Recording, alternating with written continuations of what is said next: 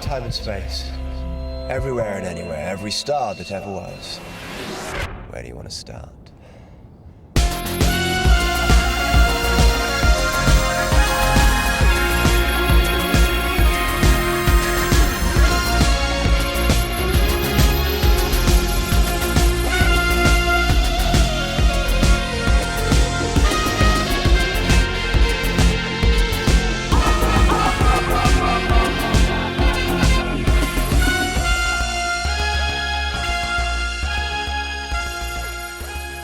We've survived the chase, but I am still talking like an Iridian. You should see my cosplay. I'm Iain. And I'm Mark. Welcome to all of time and space. Or as all the groovy 60s hepcats are calling it, Eotas. Eotas. So shall we... Oh, I can't do this anymore. Shall we get up to speed with where we are in the story? Excellent, okay. When the TARDIS materialises on an apparently deserted Northumbrian beach, Stephen disputes the Doctor's claim that they have travelled back to the 11th century. The discovery of a modern wristwatch in a nearby forest merely reinforces his opinion. But it is 1066, the most important date in English history, and the Doctor's arrival has not gone unnoticed. Observing the appearance of the TARDIS is a mysterious monk who recognises the time machine for what it is. He also knows that the Doctor poses a serious threat to his master plan, a plan which, if successful, could alter the future of the entire world. And we'll be joined by our friend Jim from the Krynoid Podcast after this.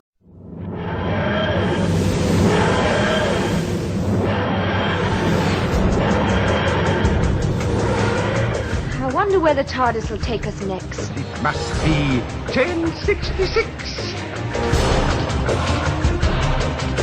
Oh, Morning, Father. what is it you're doing here? What are you up to? The monk's got a TARDIS. We're about to have a vital invasion, and very soon. So that's it. You're a time meddler. The whole course of history changed in one single swoop. By wiping out the Viking fleet.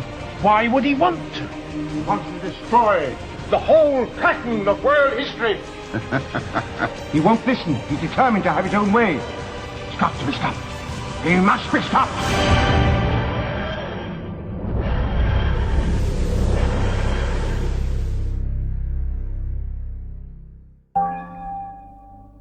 And welcome back, and I'm so pleased to say we've been joined again by friend of the show, Mr. Jim Cameron. Hey Jim. Hello, how you doing? Oh, very well, thank you. Good to have you back. It's good to be back, or it is so far. Excellent. Yeah. These early seconds. Well, you've come up trumps again, haven't you? We had you on last time for Keys of Marinus, which is, as everyone knows, one of the best stories from season 1. Exactly. Well, as far as our scoring went, anyway. Yeah, I was amazed by that. and pleased. And this time, we're going to talk about the Time Meddler. But before all that, Iain. Yes, Jim, it is time for you to face the Mind Probe. Not the Mind Probe.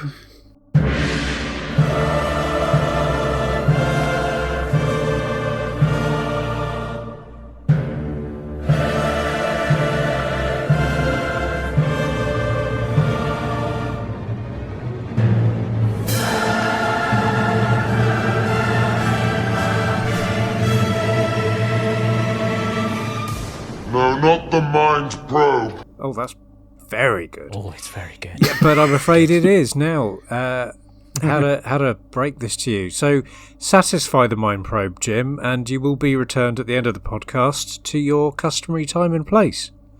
But if you fail the test, then Castellan Cockram here is going to toss you vigorously into the time lash. Sorry, oh yes. Right, for a minute I thought I could lose either way. It went over the page. It's a win-win. It's a special quiz this episode. I've been time meddling. So you did that. I've got 5 statements here relating to the year 1965. Some of them are true. Some of them are false. 3 correct answers will see you defeat the mind probe. Jim, are you ready? I'm as ready as I will ever be, which is unready. Like Ethelbert or someone. Ethelred, Okay, Jim. Well, I'm not a history expert, as we may discover meddling with time. It was Ethelred. I've been meddling with it. It's all out of whack. Now then, shush now, shush. Question 1. Sorry. Winston Churchill died in the year of our Lord 1965. Now, is that true or is that false? Is this a first come, first serve, or is it just me? It's literally just you. Literally just me. Sorry, Jim. Literally just you. It's as simple as that. It really is that simple. Can you tell I'm stalling? Yeah. Are you Googling by any chance? I wouldn't dare. Oh, that's a good idea. Now you mentioned it. I know he died in the 60s, so I'm going to say true. It is true. He did die in 1965. Yay. Question 2. They're going to get harder. Here comes a very hard one. Oh, God, you've got me started already. In 1965, Fred Davis won the Snooker World Championship. Is that true or is that false? Can I have a third option? I don't care. I mean, I'm with you, you're not wrong, but that's not one of the 2 options I've got written down here. I'm going to say false. And you are correct. It was, in fact, John 2 for Pullman, 2. that famous sporting legend. In the top pocket. Fantastic. Okay, question 3. In the year of our Lord 1965, Iron Man Robert Downey Jr. was born. Now, is that true or is that false? That's about right for his age, isn't it? I'm going to say true. It is true. It is true. Ooh, That's so good. One more to get right. You've got 2 more chances. It's looking good. Question 4. Dad's Army began transmission in 1965. True or false? I think it was a bit later than that, so I'm going to say false. Oh, you're correct. It was 1968. So you have defeated the mind probe with a question to spare. Huzzah! So that's very good. So once again, we're not going to scatter you amongst the dimensions. You are free to go at the end of the show. But first... Not being tossed in the tinsel. But first, we do have to talk about the Time Meddler, so it's not like you're completely scot-free. Okay. I thought I was going to have an early bath then. Like in the football. Yay! Up the toffees. I have literally no idea what they're talking about, listeners. Stay with me. Stay with me. Yeah. It's like Formula One, only exciting. Yeah. Oof. I'm now leaving the podcast, listeners. I will see you for the start of season 3, So, when we'll Jim, be talking about Galaxy 4. And I will not be invited back. So, yes, we can't put it off any longer. We're going to have to talk about the Time Meddler. So we'll do the usual. Jim, what's your first experience of the Time Meddler? Well, Do you remember? I can kind of remember. It was repeated, wasn't it? Was it in the 90s at some point? I want to say 92 or 93. Right, yeah. I can't remember why. Maybe it's 93, maybe it was like a 30th anniversary thing or something. But I remember it being on, and I remember being amazed that it wasn't like any Hartnell I'd ever experienced, really, in terms of book or anything I'd seen by then. So, yeah, I don't think I've read the book to this day. I certainly hadn't read it then, even if it was out. But yeah, thoroughly enjoyed it. It was I watched it avidly and was amazed by certain aspects of it, and still remain amazed by certain aspects of it, which we shall go into in due course. Yes, with your classic Krynoid Podcast level of detail. We have only got enough time for about 3 hours, Jim, so we're going to have to cut it down from your usual. Is that all right? Yeah, I'm going to have to cut out every second word. What about you, Ian? So I watched this when it was repeated in 92 or 93, whenever it was. It could even have been 91, yay. I don't know. I watched, I videoed it. I think I watched part 1 at the time and found the whole thing quite staggeringly boring. But you know, I was but a child then, watching it with the eyes of a child more used to Hollywood blockbusters and 92 El Dorado. So I wasn't really ready for something as slow paced and meandering as the Time Meddler. But I've also watched it again sometime last week. Good. Well, I'm glad you reappraised it for this. I'm trying to think. I can't remember having seen it on that repeat. I'm a terrible fan. I should just go now. But I think it must have been UK Gold again. Seems to be my stock answer. But yeah, I think I would have seen it on UK Gold. And obviously I knew Peter Butterworth from the Carry On films. So that was an instant sort of draw, seeing him, thinking, oh yeah, I know that guy. And just, really loved it the first time round. So yeah. Don't want to put in too many spoilers, but I don't think that's going to change dramatically on this rewatch. I do love the chemistry between Stephen and Vicky. This is their first proper story together since the end of The Chase. And I think they just sort of hit the ground running as far as I'm concerned. There's a nice little bit of banter between them, and I really like it. I think this is the beginnings of a good TARDIS team. I wrote down the word banterful as well. I made a note that Stephen and Vicky have a much more fun and banterful dynamic from, literally episode 1. There is a kind of a fresh, exuberant, innocent joy to their dynamic, which is a marked improvement on previous male TARDIS incumbents. Yes, let's not, he's gone now, just let it lie, okay? It's okay. No longer there. I noted that as well. Jim, what do you think to that? Yeah, I agree with that. It's a much more sort of brother and sister relationship rather than the sort of slightly snooty parent-child relationship that Iain and Barbara had with Vicky. So I think it works well, and it's interesting that she's the newest recruit to the TARDIS until Stephen turns up. So she's showing him the ropes, which puts him at a disadvantage, which he doesn't really like, does he? As you can see, he's quite sort of patronising and sexist in places, but she's got the upper hand on him, which I think is quite an amusing dynamic. Yeah, very much so. What do you think of his introduction scene? He's still clinging on to that ridiculous panda. That he risked his life for at the end of The Chase. Yeah. Madness. And then we never see again. Yeah. How quickly people forget. Now he's got his new friends. You're only saying that because a lot of the next season's episodes are missing. And you don't know that he isn't clutching that panda in every single shot that was filmed. Sellotape to his thigh at all times. Possibly, yes, like some sort of Blue Peter presenter. There's an image.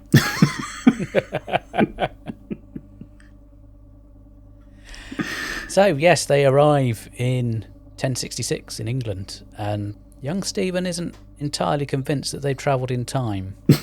So he needs a bit of convincing on the space helmet for a cow and the other classic lines that come out. I think that's a nice little scene. Yeah, I thought this, in my memory, this lasted for ages, him being a kind of time travel skeptic, but it lasts about an episode and a half, doesn't it? I had in my mind it was most of the story, but thankfully the evidence becomes overwhelming and he has to give in. I think in some of the behind-the-scenes stuff that I'd seen, they were looking for audience reaction to see how they were responding to this new team back in the time it was transmitted. Right. And it was generally quite well received, but there were more than one correspondent who said, well, I don't think it's very good. I'm sure they didn't have wristwatches back in those days. So they'd obviously missed the point that was supposed to be an anachronism rather than some sort of glaring continuity error. So there's some snooty person. I think you'll find the wristwatch was a much later invention. Well, thankfully things have changed, so we don't have that kind of fan anymore. Yeah, of course not. Heaven forbid. I was so episode 1 was called The Watcher, and I watched it. I watched it twice, and I didn't see The Watcher once. I don't think he turns up till the end of Legopolis, but that annoyed me. It's hiding behind one of the rocks on the beach, looking ominous. Like a crab. Yeah, like a dusty-faced crab, if that can be imagined. I mean, there were some really wonderful dialogue, mainly in episode 1, mainly when they are trying to establish this new triumvirate of travellers. You know, when the Doctor's going on about sheer poetry, and obviously the line about the space helmet for a cow. That was wonderful, and my personal favourite, I prefer walking to any day. Classic Billy Fluff. Yes. Oh, I thought that was from Henry V. Oh shit. It probably was. I think it was an anagram of the line he was supposed to say. I think we touched on it slightly when we were talking about the chase, that there seems to be a much more sort of fun, playful tone to the series. And that, I think, that very much continues in this one. I think the previous historicals have been a lot more po-faced and very earnest, and just very, taking it very seriously, whereas this, they have a bit of fun with it, I think. Yeah, when you've just had the almost too much fun in the chase, haven't you? To the expense of... Well, you could argue that. Removing any menace from the Daleks, for one thing. But this gets a balance much better, doesn't it, than the chase does. But yeah, there's an overall feeling of less po-facedness and more frolics.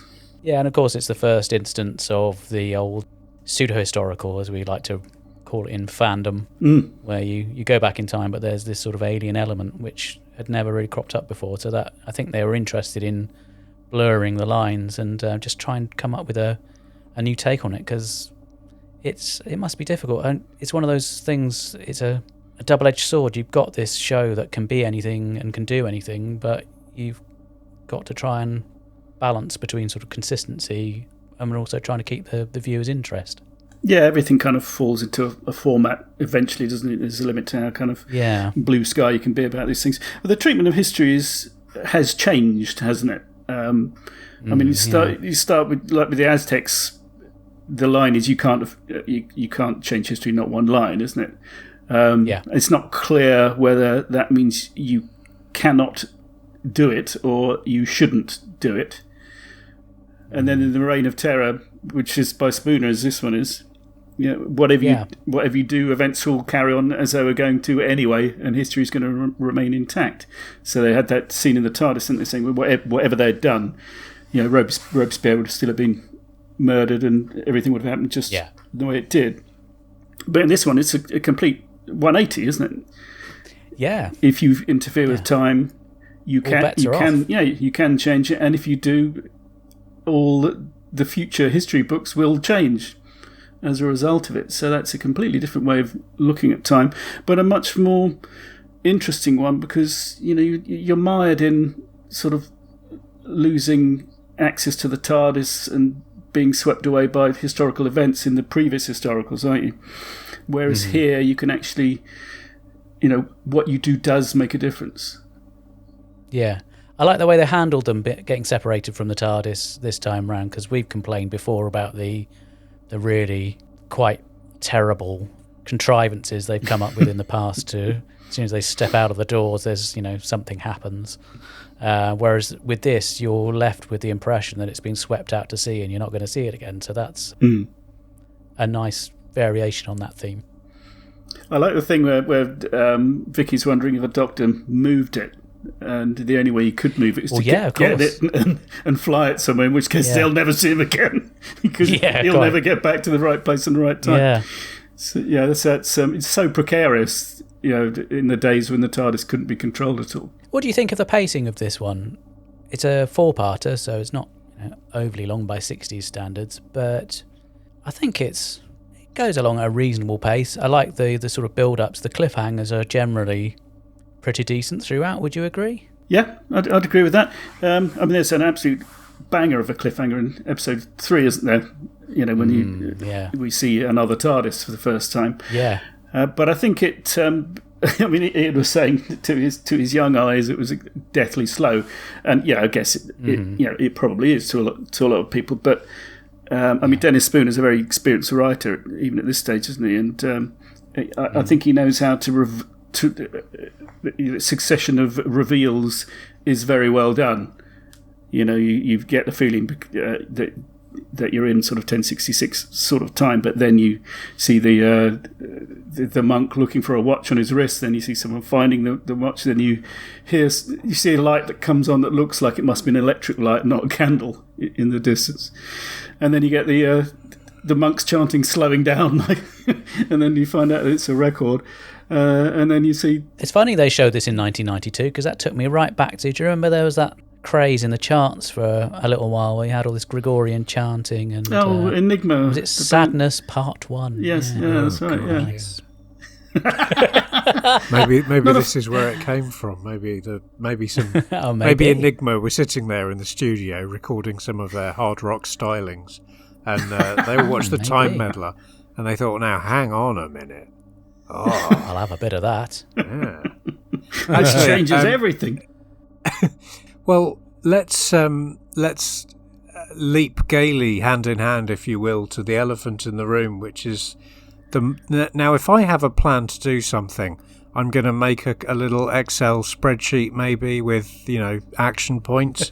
What the monk's done with his hugely superior Time Lord technology, is he's made an enormous scroll in enormous handwriting, probably with crayons, outlining the very simple rudiments of his operation. Well, hopefully no one will discover that and then realise what his plans are. Because that would be awful. That, I thought, was ludicrous. I think it's charming 1960s fun, so stop being such a curmudgeon. I suppose it just had to be physically that large so that it would be visible on a TV screen in the 60s. From space. Yeah. From Gallifrey. Yeah, that's how the Doctor was sent there.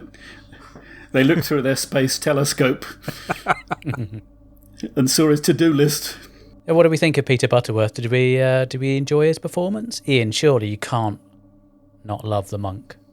I thought it was fine for what it was. I think fundamentally my sticking point is that this is the kind of sensational first meeting of the Doctor with another one of his race, and there's no mention of it really. They don't discuss anything in particular about Gallifrey. They don't name the planet. They don't talk specifically about, well, why did you leave? Well, why did you leave?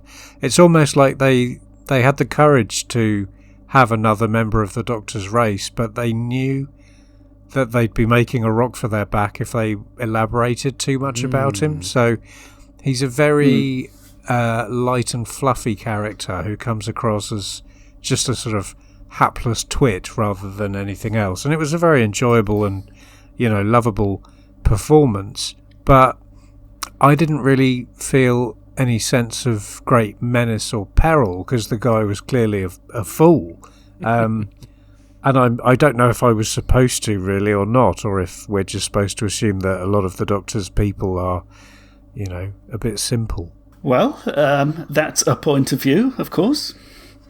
I mean, it's quite clear they're not prepared to commit themselves particularly at this stage. I mean, I suspect Spooner wanted to write a story about someone who meddled with time, and the temptation of it being one of the Doctor's race with a TARDIS was too great, and he went down that road for the story, but did perhaps want to write any more into the Doctor's backstory, which doesn't really happen to the War Games, does it?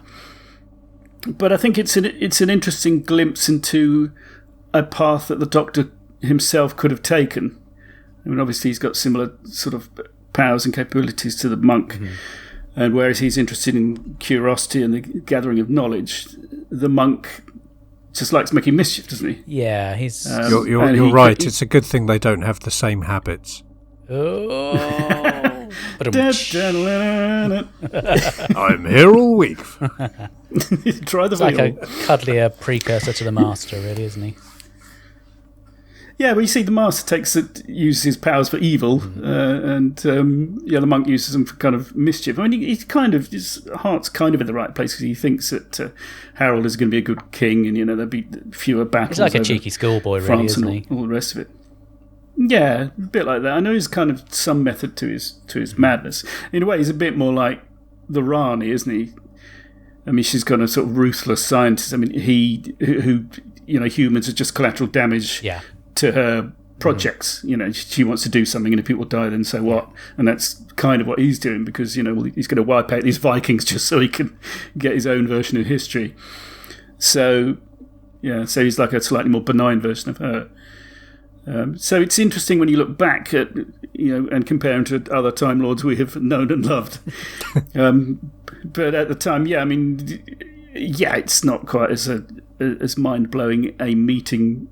Obviously we've seen Susan, but for the Doctor to meet someone else of his race, perhaps thinking about it, like you say, Ian, there could have been a bit more of a fanfare and a bit more of a chat about things. But as I say, I don't think the show wanted to commit itself particularly. I agree, and I think on the whole it's probably a good thing that they did decide to do it in this very gentle, non-committal way, because it gave future writers and script editors the opportunity to flesh it out more, but it just sort of placed a marker that there is a wider backstory for the Doctor, and he's he comes from a place where these powers are very much very quotidian.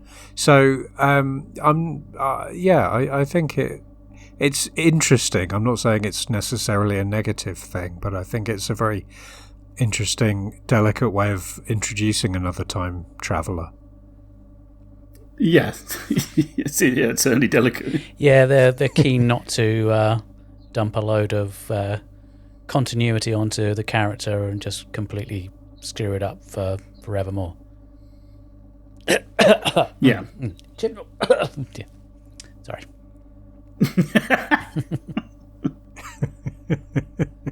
I'm sure it'll all work out for the best. Yeah, there's a sign of someone overcommitted to an idea. One extreme to the other. Doubling down, as we say. Dougie Camfield was the director on this one. He's often lauded as one of the best directors in the classic series.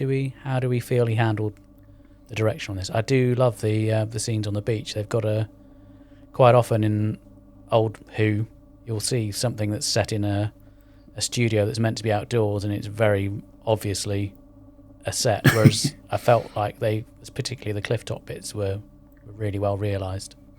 Yeah, I think that's the biggest triumph of the direction and the kind of set design, really. They've got a kind of moving sky cyclorama thing, haven't they? Which is astonishing. I still really don't know. I don't know if it's back projection or something like that. But, you couple that with the wind machine and some, some pretty decent exterior and interior sets come to that, but some pretty decent sort of cliff tops and stuff like that, and you don't get the feeling you're watching a studio bound story. They can be slightly oppressive, can't they? If you look at something like Kinder, you think, oh god, that's a studio, even though it's supposed to be a jungle. But way back in '65, this you'd be forgiven, I think, for thinking some of this had been filmed on location, particularly as they poke bits of stock footage in here and they're very in a very good way. Yeah. I forgot how to speak English. It felt quite seamless. very, very successfully. Yeah. Yes, I would agree that it looked very nice, but I think I do have some issues with the kind of essentially quite flat runaround idea of the story itself. So there's only so much he can do with that kind of material. Yeah. So yes, I think can't really lay that at the door of the director. Then really, he's doing what he can with the material he's been given. So I think in many ways he probably made it look a lot better than a lot of other directors would have done, and I think we could very easily have seen something that looked exactly like Set B in Lime Grove Studio all the time. Yeah. So I think it was really good. The kind of standout visuals for me are the kind of final montage where their faces are superimposed against the shot of space. Oh yeah, I don't know that's if that really was, quite sort of. that was psychedelic, amazing, wasn't it? In a black and white way. That was really good, and I don't know if that was, something that because obviously we have seen a couple of those kind of effects before. I think at the end of the chase there was a similar kind of shot, not with their faces, but just showing, space. There's another similar shot that comes up in a story in the next season as well, which no spoilers there, but yes, yeah, your season 3, you'll probably remember it. Yeah, I think it's nice. It's just, I'm assuming it's just sort of reinforcing this new TARDIS team, and it's a great way to bring the curtain down on the series, really. In that it's a final shot. These are your heroes in space. Remember that. We'll be back in 2 months' time for season 3. I think that was good. On the other hand, the preceding sort of 3 episodes and 24 minutes, probably not the strongest way to end a season. And I know this was before they really thought in terms of beginnings and endings and so forth, but this really is a very strange beast to, bring down the curtain on a series that's given us things like the Dalek invasion of Earth. Do you think some of that could be down to the fact that things were changing behind the scenes and Verity Lambert was making her exit and John Wiles was coming in, so do you think something may have been lost in the transition, or is that too simplistic? Well, somebody must have had oversight of the kind of shape of the season. I don't know. I suppose you'd look to the script editor. Yeah, well, that's another change, isn't it? Because we go from David Whittaker over to Dennis Spooner. Yeah. So what we've got here is a big Spoonerism. He's on fire tonight. The mind pit. I didn't even write that one down. That just came to me. Oh. I mean, what do you guys think of that as a season finale? Well, as you say, they didn't really think of it. It was almost continuous, wasn't it, Doctor Who? And the other thing is that a lot of things are dependent on contract length, aren't they? So when someone's contract runs out, they're hastily written out of something. I suppose what they at least do here is, aside from the Doctor, the final 2 members of the original TARDIS team leave, and then you get an establishing story for the new boy, and then you get a break, which kind of makes sense. And so, Jim, is what you're trying to say? This is the twin dilemma of the 1960s. Yeah, this is how to do it. Yeah, properly. no, I would probably agree with you there. Yeah, so he's and it does feel like a renewal, doesn't it? And which is reinforced by that final montage of the 3 actors at the end. And I think that would leave you excited for. I can't remember the timing, but presumably Doctor Who stopped for the summer, did it, or on TV? I don't know. Yeah, but I think it had like 2 months where it wasn't broadcast, maybe a few weeks either way, but not a great length of time by today's standards. Chibnall. And presumably the continuity announcer would say, Doctor Who will be back in no doubt. 2 months' time or something like that. And so you're left with this thing that makes you feel quite excited about a new direction for the show, because you've got a new member of the team and you've got a new style of story. And a lot of things open up, I think, with this story, and the little glimpse into the Doctor's life and other people from his race. Yeah, it's a story that opens rather than closes. It's like a very small sapling rising from the soil. It promises much, although it is in of itself rather unspectacular, perhaps. Perfectly described, I think. Oh, thank you. You can come back. Well, so let's talk about the hairy forest people, because I think they brought a lot to this story. You had Woolnoth and Eldrad and Edith. Not quite sure what happened there with that name. I think he ran out of authentic sounding names at Woolnoth. And I think he had no regrets. Edith will do. Well, it was nice to see Alethea Charlton back, I Yes. thought. I've missed her since the Tribe of Gum. And Her she was indoors. Probably quite glad that the at least the costumes have moved on a little bit since the flea-infested furs. Yeah, she probably had a couple more teeth in this one. Yeah, I think she probably had in her contract that she wasn't going to come back unless she could vamp it up to a certain extent. And so there was that sequence in, I want to say, episode 3, where she is captured by some Vikings who are well known for certain things. Do we read into that what we possibly could read into that, or do we think we're just reading too much into that? Yeah, I mean, it's fairly clear what has happened. I don't think there really has a place in this show and this story because of the, as we've said a number of times, there's a lightness of tone here. Yeah. Yes. Which is, I mean, it's not exactly making fun of history, but it's making history fun, maybe. And, the violence of the Vikings is enough, isn't it? You don't have to, to go into it, to all of the nefarious things they got up to. I think it'd be better had this not been in it. There is 12 seconds of footage that went missing, isn't there? It was transmitted, but it's when the Vikings get cornered by the Saxons and get vilely murdered. The soundtrack exists to that 12 seconds and makes for slightly blood-curdling listening. But yes, it was screened at the time, but the only copy they ever got back when it got cycled around the world came back without that section in, which was presumably considered too strong meat for where it was being shown. So had that been in there, there would have been two pretty strong moments which perhaps you wouldn't expect to see in this series and in this particular serial because of its tone. No, you're right. It's a very weird thing to be sort of on the one hand very light and fluffy and, loosey-goosey with history and having a bit of fun, and then just to lump in a couple of these stereotypes and just to go that dark, on a sixpence. It does feel maybe slightly clumsy. And again, possibly because no one was, overseeing it the way they should have been and reminding people, this is a kid's show, this is the way we do it. Maybe it was just new people having influence and trying new stuff, maybe. Well, maybe it's considered vague enough, for the younger children, probably wouldn't have guessed what happened.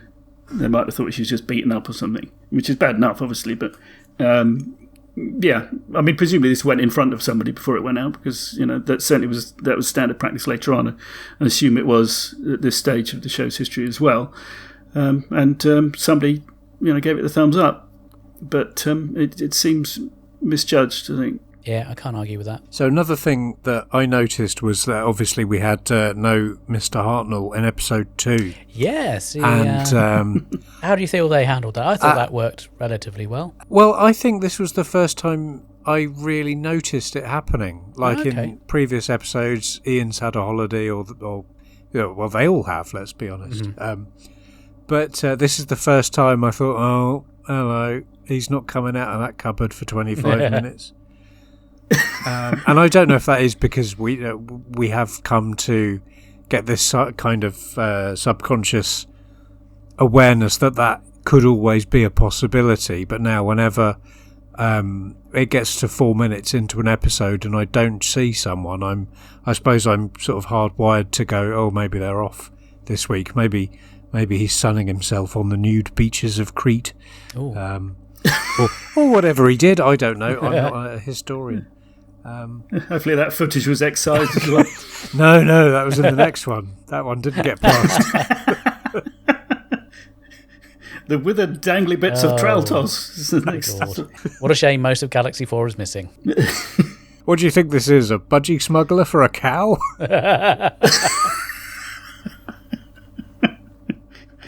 More of a calf, Miss Hartnell, if you don't mind me saying. Can't remember when it is now, but there's a bit where the monk goes off, he scampers away and leaves his TARDIS open, knowing full well that anyone could get into it, and knowing full well that someone who is another Time Lord could get into it. And you just, I don't know, the Time Lords have this fairly long history of breaking into each other's TARDISes, obviously, and maybe he just doesn't bother. But again, it does paint him as a sort of fairly hapless, bumbling Oh, well, back in the idiot olden days, people used to just leave their front doors unlocked, didn't they, Ian? Oh, maybe that's what it was. Yeah. They're much more trusting. But This is 1965. This is a nice neighbourhood. You can leave your door open, no one steals nothing. Well, monasteries have changed, that's all I'm saying. But again, it was a nice little touch to establish the monk as someone who, for me, just didn't really think things through quite as much as maybe he should. Yeah, I mean, he's got a misplaced sense of superiority as well, hasn't he? When he reads that letter from the doctor, he's sort of poo-pooing every line, isn't it? And then he comes Slow to dawning of realisation realisation at the end, yeah. He's been stitched up like a killer. And we shan't see any more of him. Or will shall we? Well, that's an interesting subject. Obviously, it's a bit of a tangent for the purposes of strictly talking about this story, but he's a character that I believe recurs once in Dalek's master plan, and then he crops up in the controversial new adventure novel No Future by Paul Cornell. And that's pretty much it for the monk, isn't it? And I was thinking while I was watching this, why did Stephen Moffat not want to use the meddling monk and do a time meddling story of his own? I mean, you could have so much fun with that idea. I just feel it's really strange that he never came back. Not necessarily that actor, but the character just. Yeah, I mean, it's full of possibilities, isn't it? I mean, there's almost as many possibilities in someone meddling with time as someone going in and trying to help people in time. Yeah, I mean, he could always get his own show, couldn't he? That's a very good point. Yeah, I'll pitch that next time I have a meeting at BBC Towers. Buttonhole chibbers in the corridor and ask him about it.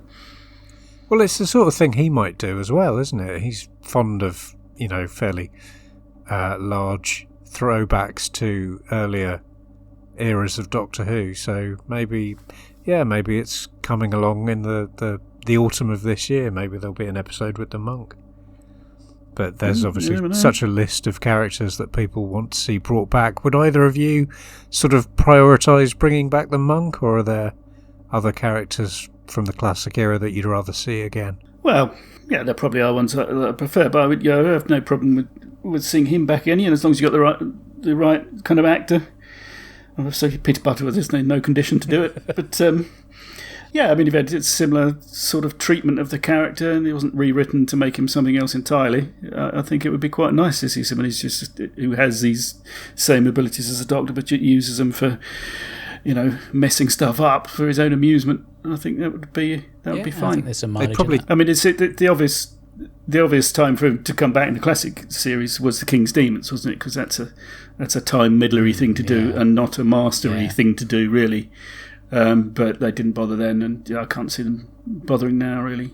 Yeah, I think there's definitely some mileage to be had from having a character like that come back, or it's either a toss-up between him or the little fella from Colony in Space. The tiny prune man. I think he was a much underused character. Yeah, and his henchman, Pigbin Josh. That could work. Big Finish, if you're listening, this was our idea, and you can't make a box set without giving us £50. That much? Pigbin and the Prune. Mismatched cop duo in the 23rd century. Yeah, no, you joke. I would watch that. Yeah. Yeah, I think I probably would as well. As long as they treated the characters with reverence. Oh, yes, of course. Otherwise, I wouldn't be interested. Yeah, well, as long as it was tasteful, nothing tacky. Respect the canon. No, God, no. But I think I really would like to see that character again. I suppose nowadays they'd probably cast someone like Rowan Atkinson, and get a big, famous, TV personality who was famous 35 years ago,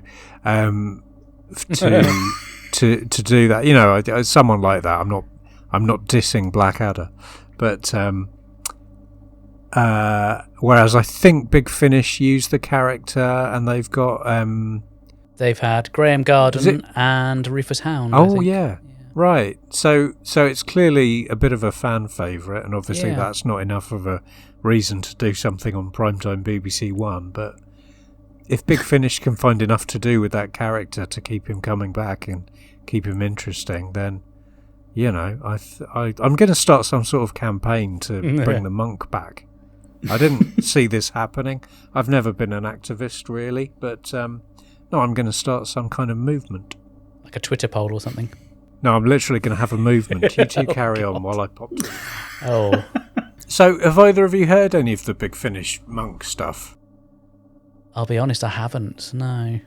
What about you, Jim? No, I barely scratched the surface of Big Finish. I don't get a lot out of it, to be honest. I know that's sacrilege, but I just don't. So there's huge vistas of Big Finish that I have never touched. I dip in and out. I've had some really great experiences with it, and there's been the odd one or two that I've thought, oh, maybe not. But yeah, it's worth a listen. But I think the problem is there's just so much of it that it's scary coming in as a newbie, having not listened before. You just think, well, where do I start? There's so many offshoots and different strands and things. Yeah, oddly enough, I love the Blake 7 stuff that they do, and I've got it all, I think, now, or pretty much all of it. So for me, that really works on Big Finish, and Doctor Who mostly doesn't, but then we're all different. We need to have a word with Dwayne Bunny and Philip Edney from the old Sirens of Audio podcast, because they're really good. They cover Big Finish, and what they don't know isn't worth knowing. Well, maybe they can give us some monk feedback. Yeah, maybe. Maybe. I look forward to it. Some monkey bidness. Yes. Oh. Yeah, I think, you know, it's a very light story, like we've said a couple of times. It's, you know, we'll go to this tent, we'll go up to the monastery, we'll go back to the tent in the woods, we'll go back to the monastery. There's a secret passage, we'll all run around in the woods for 20 minutes and then back to the monastery. You know, it's not a sophisticated text we can really pick and chew at. It's more of an amuse-bouche, which is odd because you don't end a large banquet with an amuse-bouche, but they did, and that's what we've digested. Well, Mark, let's hear more from you. What's you know? Talk to me. Tell me about this story. What does it mean to you? What do you love about it? I think it's one that always sort of stands out of the Hartnell stories. It's one of the first ones I think I would have seen from his run, and you wouldn't be sure what to make of it, because if you see something like An Unearthly Child and some of the really early stuff in comparison to this is tonally feels quite different, kind of tilting towards what we start to expect from the sort of Troughton years without going too far into the future. There's definitely a bit more playfulness with the way it's played out on screen. As you say, it's a bit thin when it comes to the actual story. It's a bit of a run around, a bit of a Middle Ages Scooby-Doo run around, isn't it? But it's fun. It's not offensive. You know, it's one I could go back to, and it's nice sort of Sunday afternoon comfort viewing. So it may not be quite as intellectually stimulating or sort of high concept as some of the stuff we've seen, but it's by no means a boring watch. I found it quite entertaining. Yeah, I think if you look at it as, you know, it's introduce a new companion story, and there haven't been too many of those yet in the show's history, so it's a good bit of time is devoted to establishing Stephen. And as we touched upon, you've got this new approach to the historical where they've basically, I don't know, started watching science fiction and the kind of tropes that we know from sci-fi are now feeding into the show. And you get the idea of this sort of false historical rather than, you know, because we could have had another 5 years of the kind of po-faced historicals where, this week they're in Egypt and then they go to here and there and it's all very... So there's some real heavy lifting going on, I think, behind the scenes in terms of engineering change in the show, and I suspect part of it might be because Verity Lambert is going, and her original ideas for the show are being kind of moved away from. So we are seeing it evolving into more of an ongoing sci-fi show rather than just the how it started out as being more of an educational time travel show. So I think the story does a lot of very good long-term stuff, obviously introducing another Time Lord, although we don't know that they're called Time Lords yet. It kind of sets the tone for future things like the Time Warrior and those sorts of stories. Yeah, there is a lot going on here, and okay, your A plot is not perhaps the most complicated or labyrinthine of plots, but I think what these 4 episodes do is actually really solid and quite substantial. I think it's also clear from customer feedback, audience feedback, I should say. We're all customers, aren't we? I think it was already clear that the historicals were not as popular as the science fiction ones. So in order to keep the palette quite large and to include historical scenarios, you have to introduce science fiction to them. And latterly, you have to introduce aliens to them. And I suppose we've got an alien here. We've got the Time Meddler, who's obviously an alien, although he's not alien to the Doctor. So it's a way of making the historicals more palatable to the audience, perhaps. And it turns out to be very successful. I mean, for me personally, some of my favourite ever Doctor Who stories are the pseudo-historicals. So it's quite pleasing to see where they start, I think. And the story itself is kind of bonkers enough to be like something from an annual, isn't it? Yeah, no, I agree. Absolutely, yeah. The tone is more like you'd get in an annual. I'm not as familiar with the 60s annuals, but I wouldn't be surprised if something like this turned up in one. Whereas it's more like that kind of approach to the Doctor Who universe than what we've seen so far, I think. I just got my hands on the first annual actually, and I can absolutely see that turning up in a tome like that, definitely. So, unless we've got anything else to say, do we want to wrap it up and give it a score? Yeah, why not? Who shall I come to first? Let's give Jim first crack at it. What score would you like to give this out of 10, Jim? Well, I find this really entertaining. It must be certainly a top 5 Hartnell for me, maybe even top 3. So I'm going to give it an 8 out of 10. That's a solid score. I'm going to agree with you. I am going to give it an 8. I think it's a fun run-around story. It's a little bit slight in terms of, the complexity, but you can stick it on a Sunday afternoon and put your feet up and be swept away by the fun of it, and it's just an enjoyable story. So yes, I'll give it 8 out of 10. Ian, what are you going to give it? Well, I'm wondering now, was it a particularly clever strategy of the Doctor's to leave a Time Meddler stranded in Earth's history? Even without his TARDIS, the monk has enough foreknowledge of history to cause catastrophic damage to the timeline. And I suppose for a season finale, as we said, this is quite light, it's a bit thin, basically silly, like some sort of ghastly precursor to the King's Demons or the Twin Dilemma, as we've said. Without doubt, the best bit is that final montage of our heroes' faces superimposed against the cruel backdrop of infinity, so it goes out on a high. I think at best it's a humble 6 from me. Surprising. Not too bad though, eh? Well, mind you, if it Ian in it, that would have been a 1. I expect. Oh god, yeah, it would have been absolutely unbearable. Oh, this is a monastery. You can lick the walls if you get thirsty. Skid. Anyway, that's enough of what we think. Let's go to some listener feedback. I've got mail. Yes, so we've had some more audio feedback from our friend down in Indiana, young Benjamin Schneider. So he's going to give us his thoughts on this story. Okay, every time there is a movie or TV show about Vikings, there's always a ton of history snobs who comment online and go on and on and on about how, well, actually the Vikings never did wear horns on their helmets. It is a myth that is perpetrated by inaccurate TV shows, and only idiots believe that Vikings had horned helmets, blah, blah, blah. Which therefore proves that the horned helmet they found on the beach next to the TARDIS was, in fact, a cow hat. possibly space cows. Big Finish, get on that now. Thank you, Ben. And I've got some more feedback in the form of a Facebook comment from David Kitchen of the Doctor Who show. Hi, David. David says, a landmark story, the first pseudo-historical, the first time another of the Doctor's people turns up, the first TARDIS able to disguise itself properly, and the introduction of Stephen. But it doesn't feel like it because it's just a fun and simple story, which is okay. Thank you, David.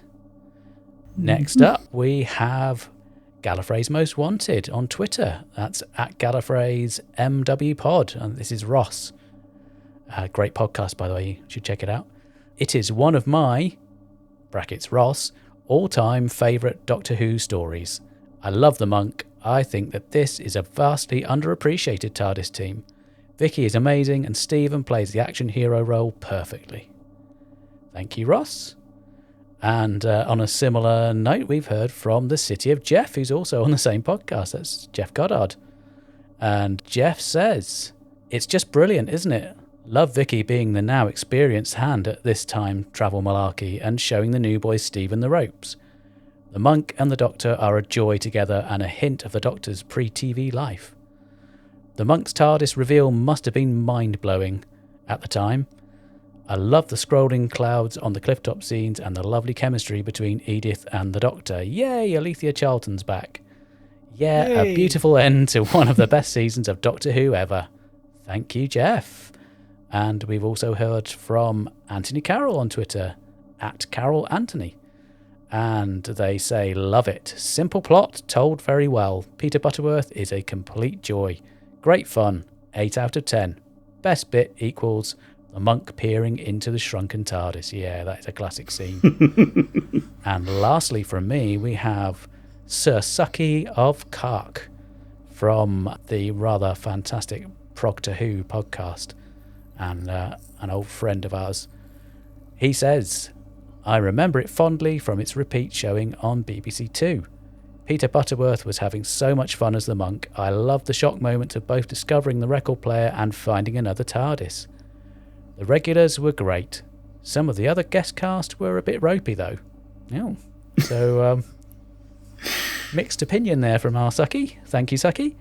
Ian, who have you heard from? Well, we have a message from John Porter, who seems to have come through the medium of the Facebook, who says, fun, enjoyable four-parter with the cast having a great time. ...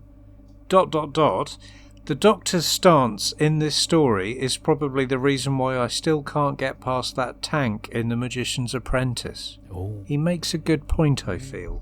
Nathan Bottomley says, the cliffhanger to part 3 is the best in the entire series so far. Breathtaking. He is not wrong. Yeah, that is a cracker. a jaw-dropping moment. Dwayne Bunny says, to the question, I'm guessing, to the question, what did you make of this story? He says, it's black and white. Thank you, Dwayne. Jason is my name, at Sir_Jasons. Just watched it for the first time and it's a lot of fun. Vicky is amazing as always, and Stephen is a great addition to the team.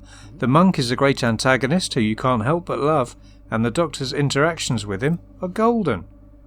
And finally, Matt West, at Mr. Matt the West. Oh no, Mr. Matthew West, I read that wrong. What a wanker. I'm going to go for that one again. And finally, Matt West, at Mr. Matthew West. He effortlessly read here. Says he wasn't alive when it went out, but who wouldn't have dropped their shit at the monk's got a TARDIS? Mm-hmm. Yeah, Jim, would you drop your shit at that comment? I try not to handle shit while I'm watching Doctor Who, to be honest. Oh, I see. It gets in me crisps. And Jim, who have you heard from? Yeah, we've got some tweets here off of Twitter, obviously. We'll start with our Antipodean cousins at the 42 to Doomsday podcast. A witty little four-parter, but a bit grim in some places. A wonderful example of pseudo-historical. I wonder what impact the reveal that the monk being a member of the Doctor's race would have had been on the audience back then. Or maybe they just thought nothing of it. I think my mind would have been blown. Yeah, definitely. Terry Busby next. Remember it first from the 1992 ? Repeat. It's cracking, and it was great to watch it then. 1 episode per week. Proper old school. Yeah, that's the way. Yes, it's often a good way to watch some business. of the some of the slower stories are often better watched that way. Yeah, I agree. Particularly the Web Planet listeners. That's my recommendation. Yes. One episode at a time. Oh dear, sorry. Next we have Hayden Gribble, who I'm sure we all know is from the Diddly Dum podcast, which he shamelessly plugs in his tweet. It came first in the Diddly Dum Hartnell poll and thoroughly deserves its place. One of those which would have blown my mind on original broadcast. Coincidentally, I'm reading the Target book right now. Well, I hope you bought that one, Hayden, rather than stealing it from the library, is all I can say. Little monkey. On to Andy Taylor. Peter Butterworth's brilliant, and Campbell's direction rattles the story along. Well, I'd agree with that. I think Iain maybe might not. And Dwayne Bunny has more to say, other than the programme being in black and white. He says, my favourite First Doctor story, the first pseudo-historical, it laid the foundation for future historicals to come. The first full Stephen story. Moody atmosphere, rape, the first meeting of someone from the home world. Mate, this story is huge. In caps. It is. It's a big one. It's a landmark, really ain't it? Yep, absolutely. Are you spent? I'm utterly spent. You can hear me panting. Oh, how lovely. Thanks again to everyone for your feedback. It's really great to hear what you guys think of the stories. And if you want to get in touch, we'll be letting you know all the various ways over our end credits. So it just leaves us to thank once again the lovely Mr. Jim Cameron for gracing us with his presence. Thank you, Jim.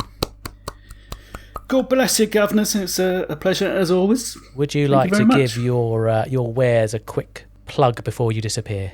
Yes, I am one of two people on the Krynoid Podcast, Krynoid. Big hint for anyone starting a podcast: gets name it off something people can spell without a ridiculous knowledge of the show. It was a feeble quip on pods, which I wish we'd never done now. Anyway, yes, we do a monthly podcast on Classic Who. Whereas may have been hinted earlier on, we go into ludicrous levels of detail on one story per month, and we can be found in all the usual places, including Spotify, as of fairly recently. Excellent. If you use Spotify, I understand it grinds artists into the dust, so perhaps we shouldn't be maybe not. Giving them the oxygen of publicity. No. Thank you ever so much, Jim. You're welcome. Thank you for having me. It was our pleasure. And maybe one day we'll have you again. One day. Yes, one day. Yes, one day. One day I will come back if invited. Yes. So, until next time, when we'll be coming down with a severe case of the Chumblies. It's goodbye from me. And it's cheery bye from me. And it's farewell from me. If you'd like to get in touch, you can email us at mailbagofrassilon@gmail.com. We're also on Twitter @TimeEndSpacePod, and you can also find us on Facebook. If you want to leave some audio feedback, there is a link in the show notes. You can use your phone or your computer and leave up to 60 seconds of feedback, or if you're listening via the Anchor website, you can click on the message button and leave your audio. We'd love to hear from you.